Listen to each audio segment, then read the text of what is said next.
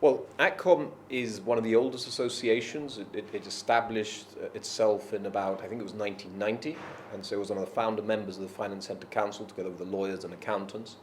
It's the largest employer, as I understand, in the whole sector. So we employ an enormous amount of people, our members. There's about 50 members of the Association of Trust and Company Managers. Each member has to be licensed by the regulator. So it's a very substantial group of companies that provide and have provided for 30 plus years a very stable employment for many people, and we think that it has a role going forward and an important role for Gibraltar. You report over 80% compliance with the Register of Beneficial Owners. What have been the challenges there? Since 2009, the position has changed, and there has been extreme efforts in order to insist on disclosure of almost all information. And naturally, some people have not wanted information disclosed. No other reason other than they certainly don't think it's right that other people get the benefit of their information. And we're now working within the realms of a jurisdiction that is compliant and has to disclose information, and that, of course, presents its challenges to those who don't want to disclose.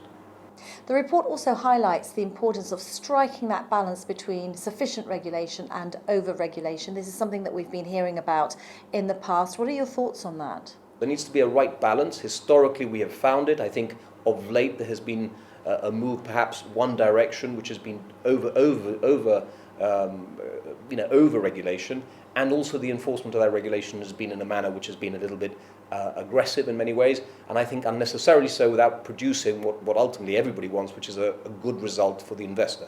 Tax rates and double taxation treaties are essential to the jurisdiction to ensure competitiveness. But what are the challenges that lie ahead? We really are in a position now, I think, having signed a double taxation treaty with Spain. The merits of it one may question, but we certainly have what is, in essence, a system now available to us of engaging in double taxation treaties with countries such as the UK and much further afield, and those are essential in what is the landscape of today's financial world.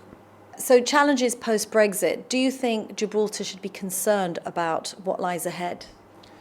Gibraltar is a small jurisdiction, and we're agile. We're able to reinvent ourselves, and we've always done that. And we can look at Brexit and we can look at what happens as an opportunity. I think there is an opportunity now for us to look at our financial services, look at different areas, and decide whether or not we can change things to better our economic model. And so I would encourage both government and industry and regulators to get together, brainstorm, and come up with what is a post-Brexit product and jurisdiction that is fit for purpose and creates and continues to create good employment and good opportunities. I think it's just a question of us engaging in that discussion, and I think we should be doing it as soon as possible, given that it is likely, or increasingly likely, that we may be seeing in the autumn a Brexit, and potentially a Brexit without any deal.